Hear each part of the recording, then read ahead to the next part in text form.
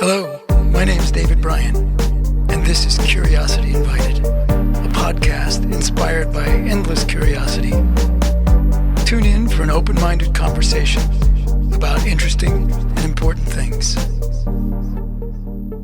Hello, and welcome to Curiosity Invited. My name is David Bryan. Thanks for being here.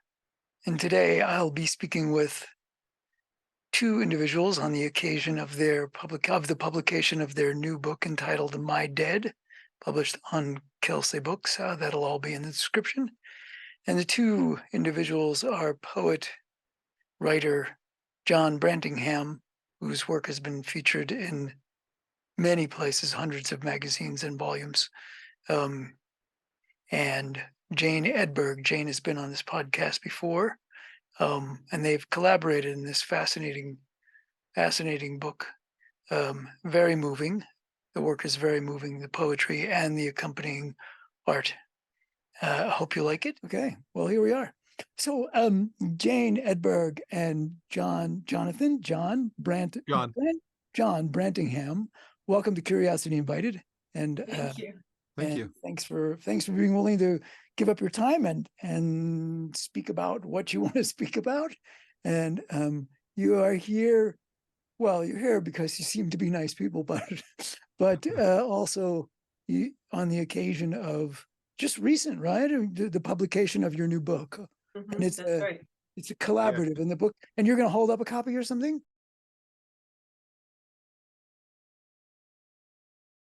Everybody's got one except me. So, but I have a PDF. So, and it is called MYDEAD. And once again, it's on Kelsey Books. That's Kelsey right. Books. And it's recently published, right? It just happened. Just this month. Just Yeah. this month. Yeah. This month. And what makes it unique? Well, I'm not sure. You tell me. I mean, it is a collection of poems and artwork. John, all this will be most of it will be in the description, but some of it will be in the intro, which I've already done. But you're a poet and writer, mostly known for poetry, or is this not? Mostly, well, I'm mostly known, I guess, for poetry and for what's called flash fiction, which is just exceptionally short fiction. Got it. And so, and Short, I keep exceptionally getting short. Yeah, so maybe 100 words. Oh, Do a that's short. fiction. Yeah. Yeah. And and- maybe I'll get it down to just a single word at some point. I don't know. Right. I'm really good at that. And Jane Edberg. Jane was on the Curiosity Invited way back, right? Yes. Almost when I first started, right? Yes. And, Yeah. and it was when you were just about complete writing that book about the death of your son. The title, The fine art of grieving. Oh, so that's the final title. Yeah. And it is soon to be published, or is it? Yes. March 25th, 2024. Fabulous. Can I put a plug there? It's a life-changing book, what Jane has written, and to read it is to really see the world in a completely new way. Yeah. Oh, thank you so much, John. That's lovely. Yeah. And that was my intent, anyways. So, but that's not what this is about. MYDEAD. So MYDEAD title is, where's that from? And then let's talk a little bit about the process. But well, MYDEAD is a repeated refrain, not in just these poems, but in a lot of my poems, and it's about the dead who have kind of haunted me my whole life because they're dead before I was born, but I'm still close family members to them, and also the people who have passed who I've known. And I always say, I can argue as much as I want with my dead, but I'll never win the argument. Exactly, I'll never change their minds. They're kind of always in there informing, and it's become much more, I guess, relevant to me now because I've moved out of Los Angeles and to upstate New York, which is where my family and my dead reside. Is that the right word? Yeah. Yeah. If Not they were reside. alive today, they'd be rolling around in their graves, right? That's right. Yeah. And so It's an interesting area with a sort of dwindling population, and my family was here, but they're much older than I am, so they're gone. So Is that where you grew up in I the grew up in a area? mixture of maybe 100 miles south of here in Pennsylvania, and but for a very long time in Southern California as well. Yeah, got it. This is kind of this Yeah. is the motherland, the fatherland, something like that. Okay, so tell me, how did this? First of all, well, I don't know which is first of all, but how did this collaborative effort come about? Well, And you can uh, fight it out. You can decide Yeah, who's yeah. responding. yeah. Well, Jay and I have known each other for a good while, and we met at a program that I ran in Sequoia and Kings Canyon National Park for artists and writers, and she was both. And she came up, and I loved her art. And my wife knows a lot about art. I know nothing. And I saw Jane's art, and we started talking about yeah, talking about her art and what she does. And then, well, maybe you should take it from here, Jane. And Yeah, I believe I was asking you what you were working on, and you shared those little stories with me, and I immediately had sort of visions about them and sort of springboarded off of them immediately. Like, this is amazing because these short stories had so much brevity that you could just dig in with all kinds of levels of content. And I thought, wow, what if I did visuals for that? So I asked John if that would be okay. And then when I set out to do it, I discovered that there was this conversation that sort of started with the writing and my artwork that I hadn't really considered. I'd done illustrations before, but I hadn't really gotten into a conversation that is, when um, a writer looks at artwork, they do ekphrastic writing about the artwork, and so they springboard off the artwork. But I realized I was springboarding off of his work, and I felt a little self-conscious about it, but I sent him one of my drawings and he just went, wow. And I went, ooh, well, that's good. Maybe we could yeah, collaborate. That, And I said, that was do what I you want was to send hoping me some for. more? Yeah, wow is good, right? That was yeah, yeah, yeah, yeah. And he did. He wanted to send more. And as I read through them, there were certain ones that really I was attracted to and felt like I understood the story, but also wanted to add to the story. So I did take some risks in giving more visual information than was even in the poem. And I thought, he might not like this, I might step on his toes, but he did. It was a very interesting exchange between us. And I thought about it. And in fact, today I was thinking about it, John, in Mhm. that we talked about that trust factor when you work with another artist, or what I consider you an artist, a writer, another creative, that there has to be a bond of trust there to do that. Mhm. And I've always trusted you from the beginning. I met you and Anne, and I really trust Anne. And so it's partly because of that relationship. Then I was thinking about it further today. And the other thing that I realized is that there are qualities about John that I really admire. And I'm still trying to grow up, you know. And the things that I really like about him is his sense of empathy and his sense of compassion and inclusivity and his sense of wonder. And I think I have those things, but I have to be reminded. And so working with John reminds me that I can do that, that's something that's really good to aspire to. did, And did he's just really got that down. So I really I admire that very much. John, you were about to say something, and Well, I mean, I think that's the great thing about collaboration is it's easy to get away from wonder. It's easy to fall into Yeah. um, the anger and angst of the day or whatever. But if you're Mhm. working with somebody, you can really get an outside view of your own life, and it really opens you up to get beyond ego uh, questions and into like just what is special about this thing. Yeah.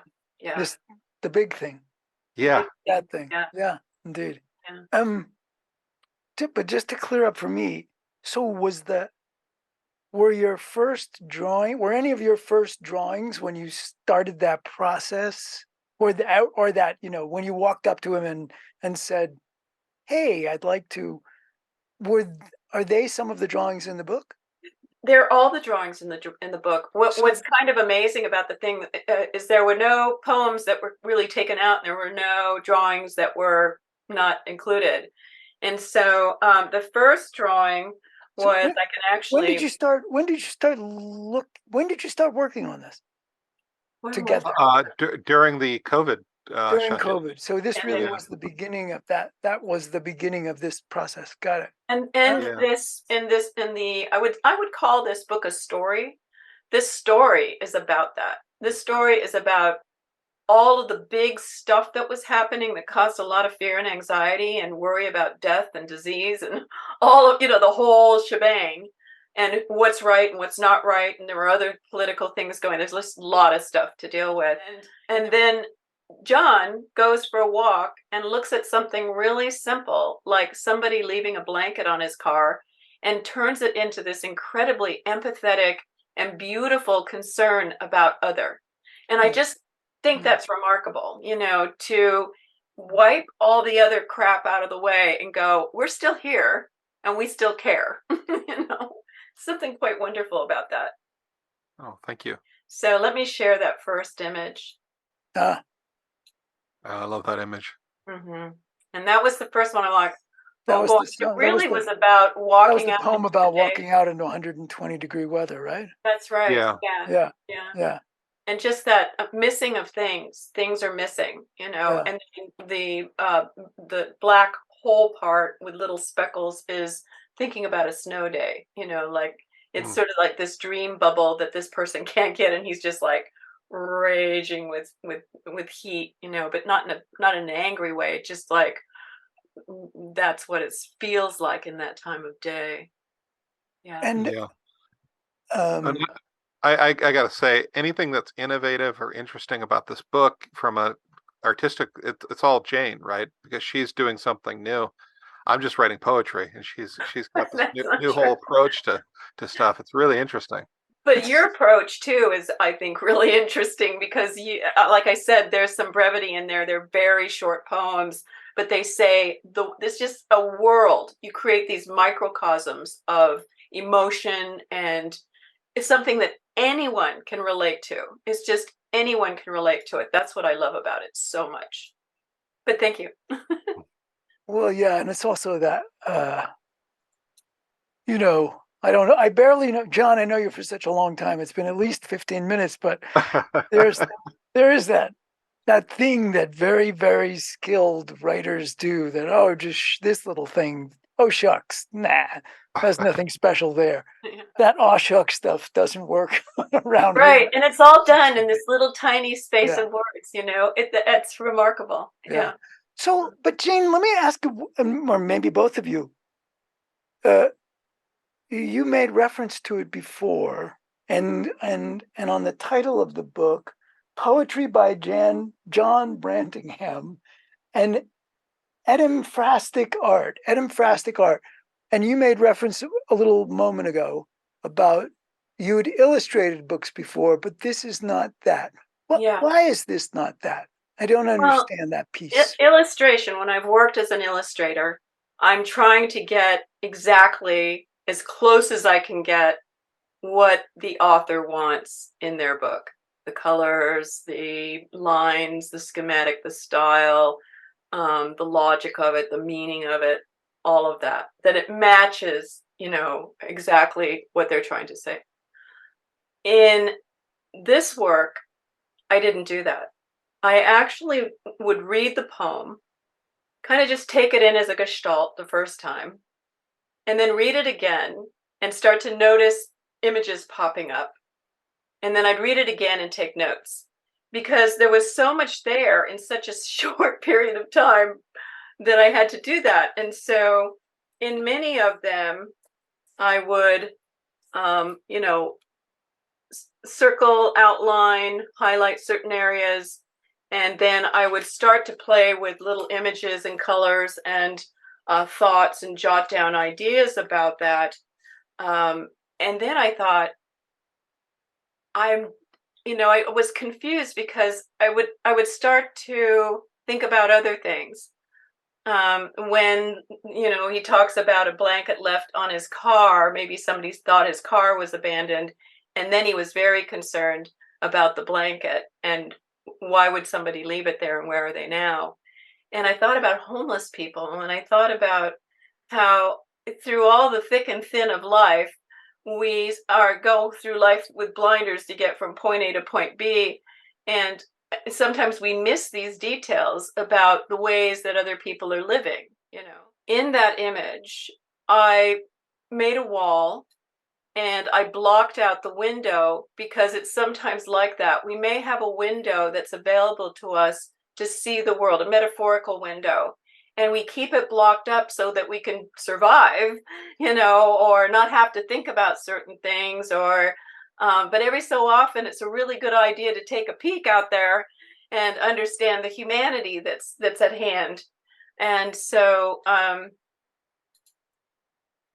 this is the image from that poem.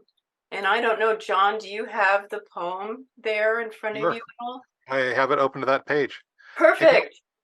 before I even read this, can I just say, Jane never saw the place that I was living, but it looks almost exactly like that.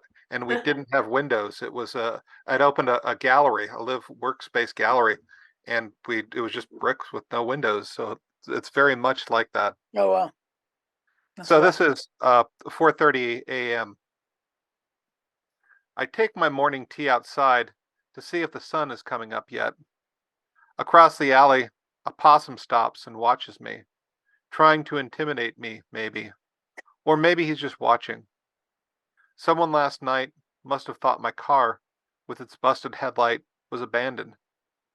They've spread a blanket over it to dry. I wonder where they are now that they do not need their blanket. I wonder where they were when it got wet. And just the simplicity of that is saying, so the need, and even though it's just a possum, there's kind of this thing about the possum intimidating, but it's like, well, maybe the possum also needs something and doesn't know how to ask for it, which can, also look like people that can't ask for things, or they've asked for things but they can't get them, or they're not even sure what they need, or they do know what they need and again it's impossible. And then I thought about the blanket, and that a blanket can be used for sleep, but it might have also held two people that loved each other, cared about each other, or could hold a yearning of wishing there was someone else to hold. Like a blanket can be a lot of different things, and it can hold a history, and we don't know the history of that. And in fact, here we have a person standing outside, kind of wandering around, and it's raining, and they're under this blanket, and the blanket becomes this sort of cocoon of ideas of whose blanket was it? What do they need? What do I need? What is happening to the world?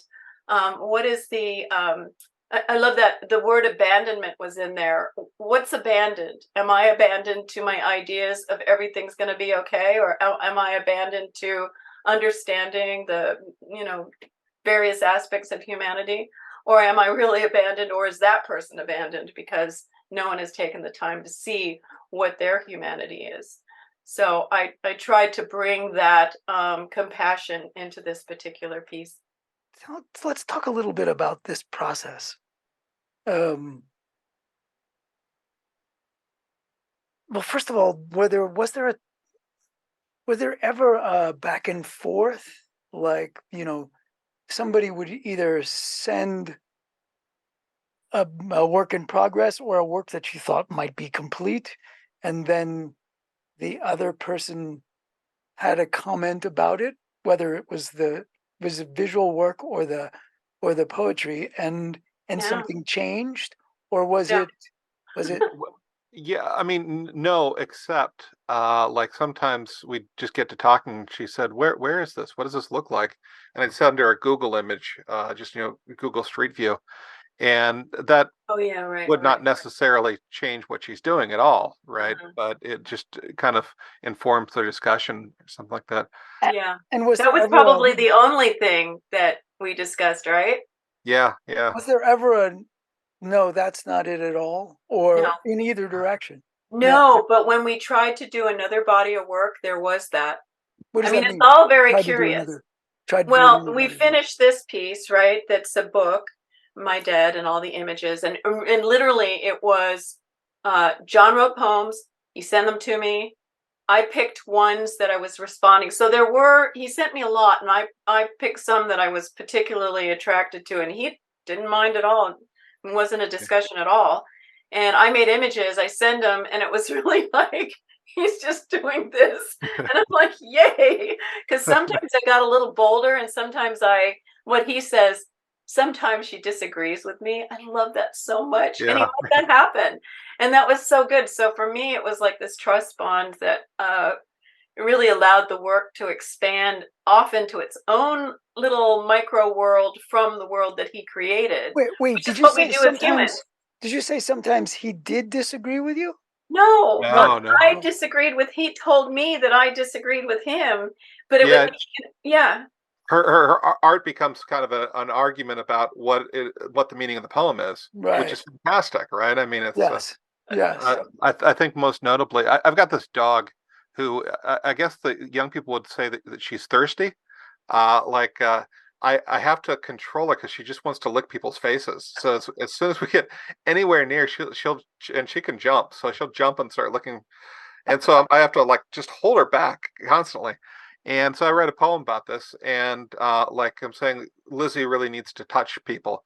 And Jane was in her art. It's like, no, you're the one who needs to touch people. You're the lonely one at this point, you know, which is brilliant. You know, of course, I need human contact, just like everyone does. So And yeah. you're now walking around licking people. I Right. I, I've toned down a bit, but That's good. That's good. I can usually Yeah, control myself. yeah, pretty good. Yeah. Right. That's So, and that's I amazing learned, though. That's amazing. I think, right? Isn't it yeah, that there's a collaboration effort on a relatively complex body of stuff, yeah, and that it felt like this, yeah, it just and went none of that. together. Just Yeah, amazing, really. right. Well, you know, acrostic writers will do that all the time. You know, they take and they expand what the other writer has said. I don't know if you know this. There's this 300-year-old conversation that goes on between the nymph, the shepherd, and a nymph, and it goes through John Donne and Christopher Marlowe and several different writers, and they keep replying back and forth to each other, Huh. each disagreeing with the other. It's like the shepherds say, "Come on, let's go out and have some fun," and the nymph will reply, "It's like, yeah, but you're going to dump me." But it takes like 100 years between the conversation. You know, it's great. It's a wonderful tradition. And so you know, as poets, we're doing this all the time. And it's really fun to see Jane take this up and say, "Oh, wait a second, you're not saying it from this point of view. You're too close to yourself, maybe, to see Mm, what you're even yeah. thinking, you're saying, or doing." Yeah. But I understand why you don't want to call it illustration and that it Mhm. needs another word. Yeah. So, okay, so you came up with I hope I say it right, but Yeah. edimphastic. Right. Why? Why are you John, calling it that? you're good at explaining that. Yeah, well, I think etymology is my thing. Yes, So right, etym is in the term etymology. Etymology is the science of the word. right, Ology and the word etym is just the word.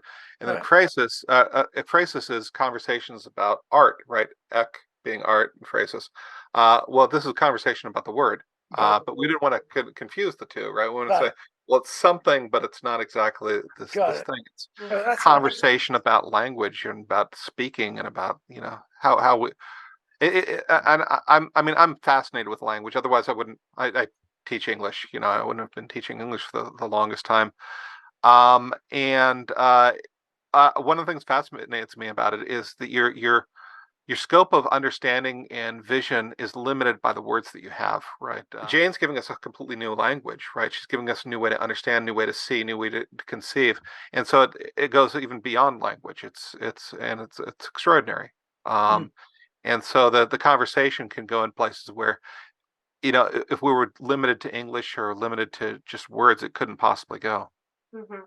I think other artists have done this, but not the way that we have done it. Like, I think that the artists I've known and read about and so forth might be influenced by a particular writer, and that comes into their work somehow, but they're Mhm. not collaborating necessarily with the writer in that there's the writing and then the art.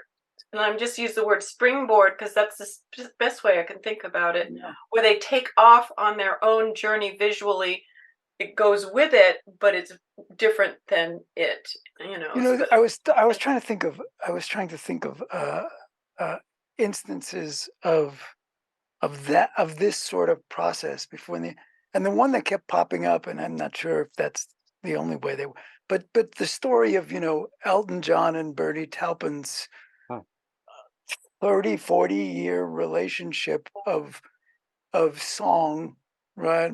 yeah, So some Yeah. Taupin would write these poems that's or right. or stories Mhm. and send it, and then it would come back as a song. Yeah, And right. and are you Yeah. are you prepared for are you prepared for the disagreement? I mean, not that Well, it's inevitable, but Oh, yeah, between us? but yeah, the yeah. disagreement about, I mean, if somebody sends something and it's like, "What are you, crazy?" I think if I did Jane that a gets couple times. yeah, but if Jane gets really angry at me, there's 3,000 miles between us, and Yes. Right. she'd have to be really angry. I just said that'd be okay with me if we disagreed. I mean, Yeah. it would be interesting to see my art from somebody else's point of view.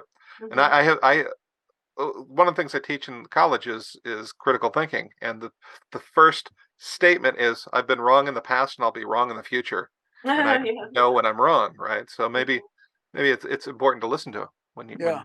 when Yeah. Mhm. I'm Yeah. sorry, Regina, cut you off there. No, that's okay. Well, so our next project is interesting in that, but the rule that we have for this next book is that he sends me a piece of writing. I do an edimphastic response to it. I send it to him, and he does an ekphrastic response to the artwork. And then I go back and edimphastically respond to his ekphrastic response. So it's almost so it's edimphastic collaboration. It's like, Yeah. Yeah, yeah. but the mistake that I made was I wrote about a famous artist to an art history professor, and then she went off and did an artist I didn't know so well. So it took me a good 2 months to get back to Right, you her. had to, like, watch videos and do some research. Yeah.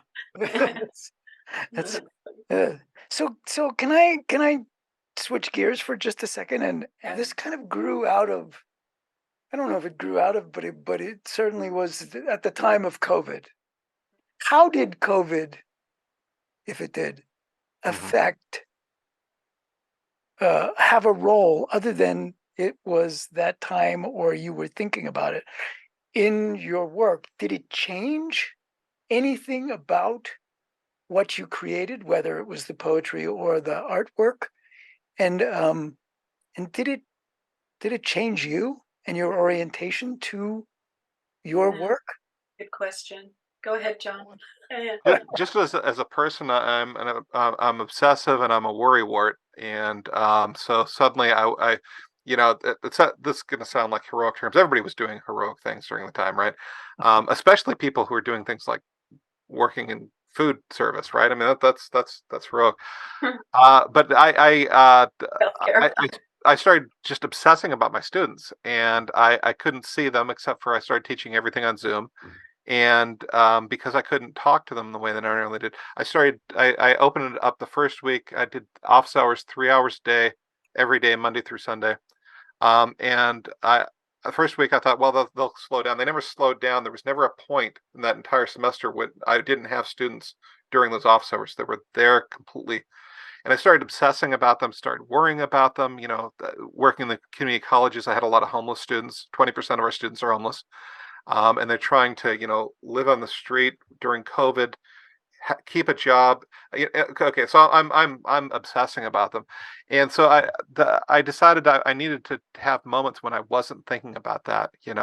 From 9 a.m. until 9 p.m. I can think about that, but before that I'm not going to. So these were written. I take a 5 a.m. walk, and Yeah. I'd say I'm going to think about something other than like what I'm obsessed about right now. And so I'd see 7-Eleven, or I'd see a blanket, or I'd see so I'm going to write a poem about that. And that was really my process, and it's Mm, how COVID changed me, right? mm, Because it's just I mean, I've always been kind of an imagistic poet, but that became much more important, and it really profoundly changed my focus in I think life. I'm less concerned about that career. Um, I'm more concerned about the work. Uh, Hmm. right. And it really changed me in that I gave up tenure and moved from LA to New York Wow. after COVID, because it's like, well, I'm not doing very interesting, good work there in some ways, right? Working with students is great, but I want to do new kinds of work. So now I'm teaching in the prisons, and I'm writing full time, and I mean, it really changed me. Yeah. Wonderful. Good And for you. and Good for for you. me, I think it was that not many people were talking about, and they still don't talk about COVID and the COVID experience. I hardly ever hear people talk about it. Mm. There's not very much reflection about it. It's kind of like it came in like this big storm and then it left, and then all these other things happened that we haven't even had time to marinate in it. And so I think the thing that happened for me is that I saw these little snippets of relief that John was writing, and Mm. they were often called pre-dawn or twilight. He used the words twilight.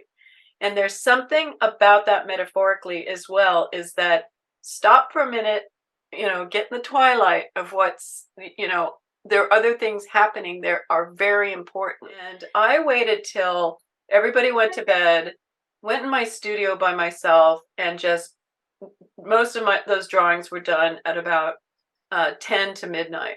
Hmm. Um, just in this isolation with those words, working on that and taking that in and understanding a moment from a moment, both very important. Yeah. I think what's interesting, and it just occurred to me right now for the first time, is both Jane and I are willing to consider the concept of death, and how it affects life, and as opposed to trying to run from it, which is, I think, a really bad choice, because you start to get, you start doing all these sort of denials, and you get complexes and that sort of thing. And Jane's discussion of death is much richer and deeper than mine, having done all this grief work. But it's I think it's important to be able to speak about it. And that was a time where it was happening a lot. I think we've all lost friends to COVID. Yeah. Well, Yeah. I was afraid that I was going to die. I mean, I thought if I get this, I've got a heart issue. Boy, oh boy, that would be bad. And then my family members and my friends, and yeah, I think it's on also, top of everybody else, all the numbers that we were hearing. yeah, the numbers are staggering. Yeah. And especially the earliest images, right? The images that were being leaked out of China, or at least Mhm. reputedly out of China, and Oh yeah, yeah, you yeah. just watch people fall over on the street, and it's like, what is happening here, right? If that's Mm. real, something's Yeah. really It's like weird a going on. science fiction movie Yeah. that's become real. Yeah. Yeah. Uh-huh. Yes. Yeah. Yeah.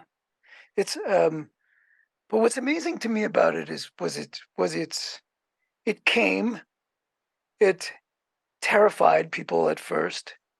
It it then took on a life that had nothing to do with COVID and everything to do with uh, with people's understanding about the world, and how to institutions, and where do you rest weight, and how do you know where to put your foot next when everything is so weird and squishy, and you don't know what's real and what's not. Then just as quickly it's like, okay, it's gone. And so, I go back and forth periodically to LA because of work. And I'm usually the only person, maybe one or two, and in the multiple airports, planes, etc. I'm the only person who wears a mask Huh. in those environments. Mhm. And do I have to wear a mask? I don't know, right? I mean, but there still are mutant Yeah. mutant bugs out Yeah. there, like, Yeah.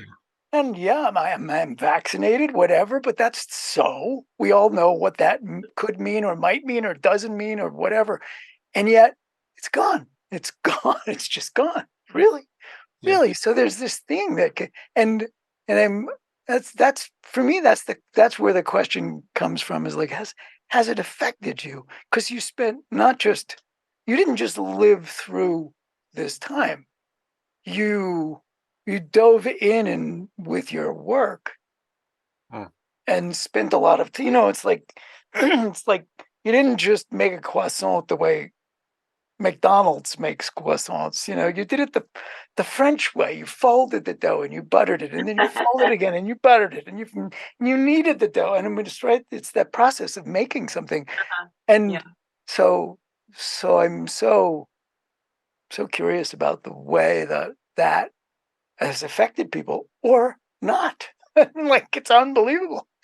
So Mhm.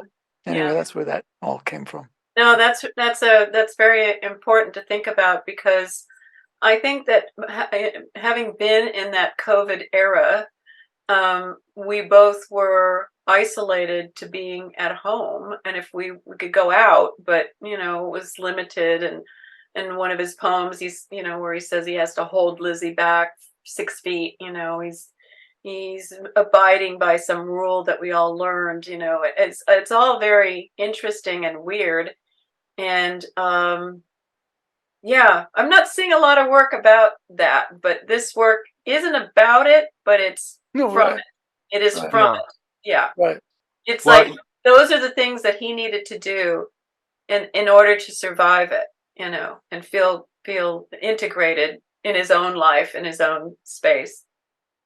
and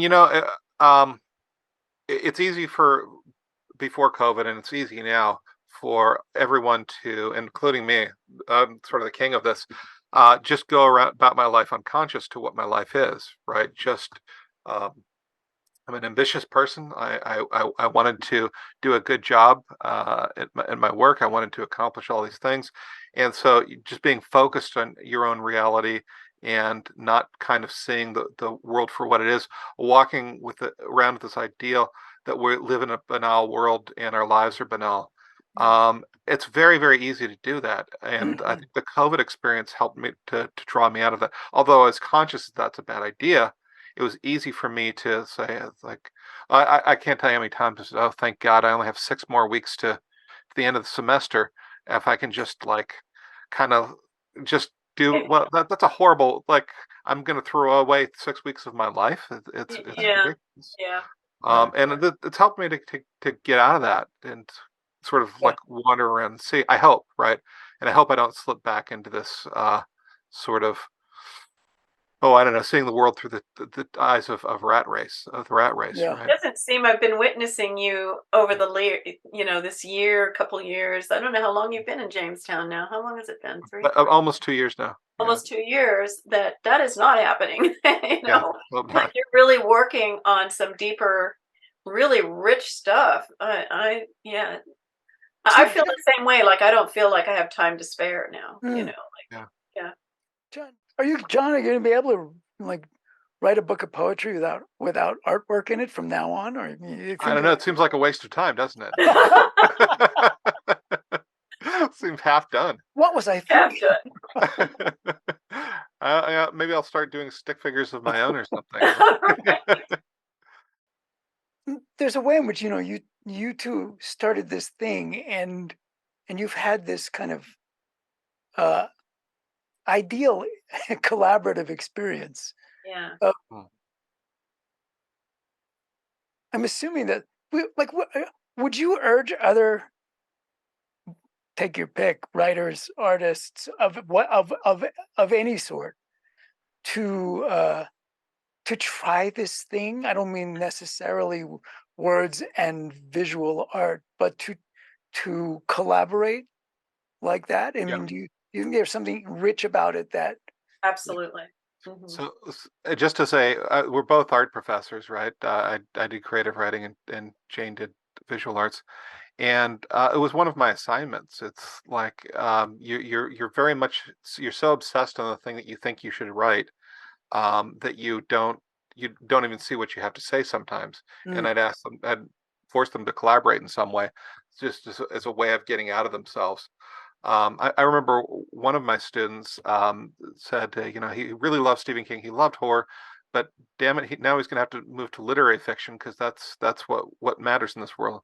It's like, you're out of your mind. No, stick with the horror, right? You've got something to say. You've got something beautiful to say. But it took him working in a collaboration with another person to kind of see, this is who I am. I don't have to be, Graham Greene. I can be Stephen King, or Right. yet I can be myself, Right. inspired by these people. Yeah. And I think that's an important part of the collaboration, is to get outside of your head and outside of your philosophies and ego. And I'm sure Jane has absolutely genius things to say. As usual. Okay, here's one. I think that not only that, so it's interesting to collaborate within your discipline. I've done that before. I collaborated with other artists where we create a work together. But doing it with someone outside of your discipline, even though I'm a writer, but I was using my art form, visual arts, to work with John. Those are really different. Words and art, or I'll call it visual arts, are really different, but they have ways in which they can intersect. So I think that's a wonderful thing to discover. And I'd love to see more of it. I'd love to see artists working with musicians. And I know this does happen, but I'd like to see more of it. I think that what happens sometimes is that we're pigeonholed into our artwork and we don't really want it to change. I mean, I've experienced that myself, and I know other artists that do that because that's what sells. They're in a gallery, they're being supported to produce a certain body of work. And I think it happens to writers too. You can get pigeonholed, or actors, anybody that's a creative can get kind of pigeonholed into a certain thing. So there is a risk involved, many risks involved, getting involved with somebody else, and especially in a different discipline, to make art out of that. Although Ada Limon and I can't remember her partner's name. I wish I could remember it, but they did a Letters from the Sky, and it was in the New Yorker, and they did epistolary letters back and forth, and they never discussed them. Ada would write to Natalie Diaz. Oh. And Natalie Diaz would write back to her. And they did that for about, I don't know, months or something. There was a certain period of time. And they're beautiful. And they were shown in the New Yorker. Now I think they're going to be some kind of film, which is, wonderful. So it's being not reinvented, but re-visualized in some other way, which is quite fantastic. And they didn't even set out to look for that to happen. It was an organic thing, and it was very authentic. So there are things that can happen where it's not, you have to trust the person that you're working with. That would be key. Trusting and allowing an openness and a flexibility, because there are going to be times when you disagree. Yeah, right. Hasn't happened for you. It's partly like you kind of want that in a way with someone that you trust, so that something is pushing and pulling against itself and it takes on a life of its own. I think when it's too polished, or too, like if we had conversations about exactly how it was going to come together, it might be too polished, or I don't know, too stifled, or something would, be too static about it. But it arrived organically. And that's why I said, like, the other project that we're working on now, it has a whole different set of rules and a different take and a different feel, and it's doing something different. And I think the most important rule that you're talking about here is, don't get into a toxic relationship with somebody. No. Somebody who's gonna really just try to destroy you or score points. Yeah, or they're hungry for something that you have. Although I was kind of hungry for the empathy and compassion and but that's a good one. Yeah. I'm not stealing it from you. I'm just taking it on. There's the dastardly possibility, right, of somebody doing something really just But there's also you mentioned before, there's also the ways in which we become at two with ourselves, because we're doing the thing and then we're thinking about the reaction to the thing. And especially if nobody should ever read their own press clippings, especially if they're good, right?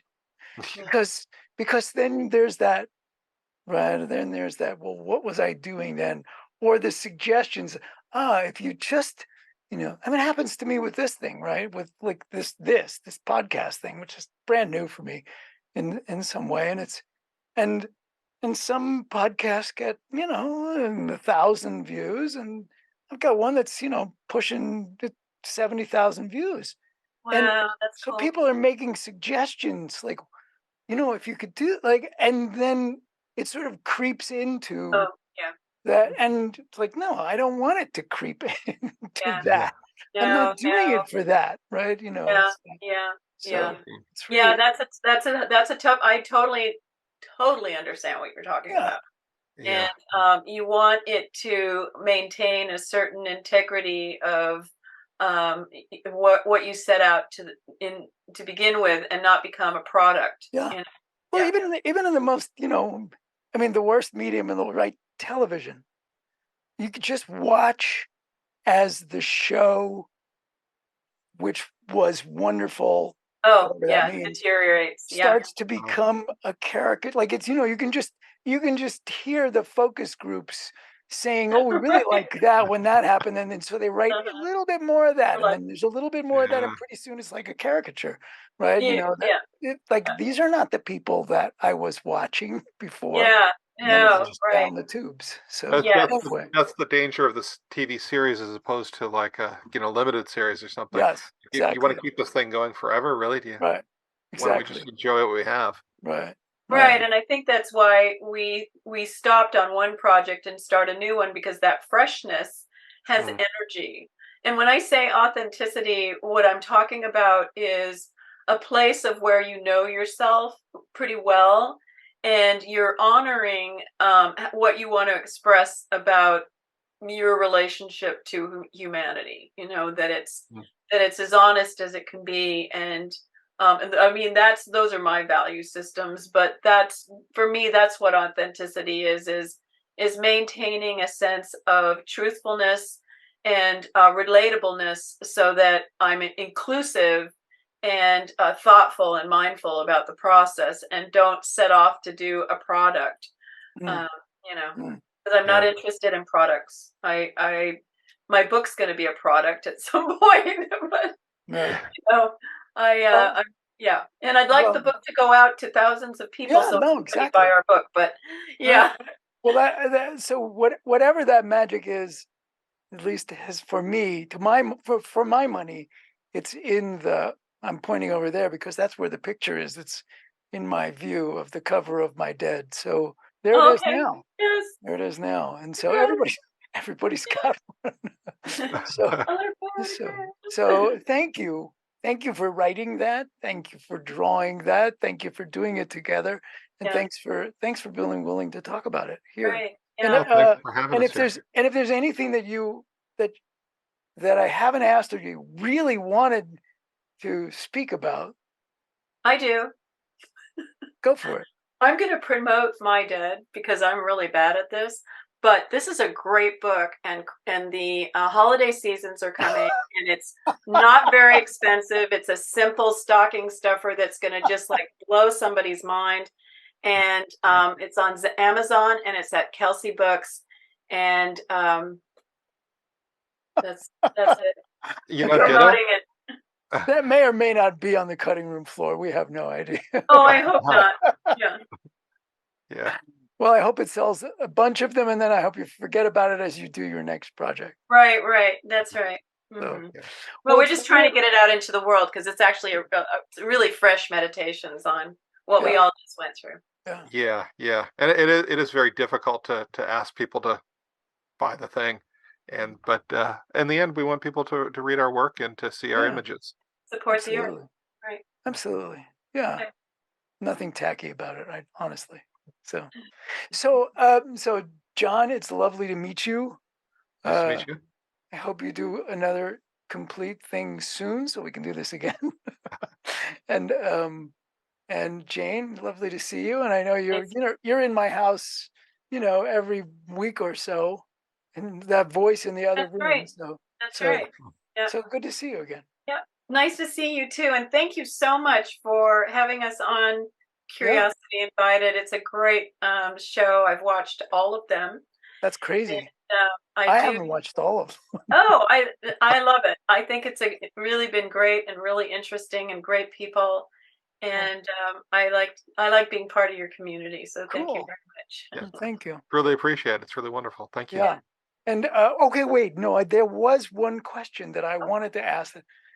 Okay, so there you are writing in the basement, water heater behind you, washer somewhere close by, and right there.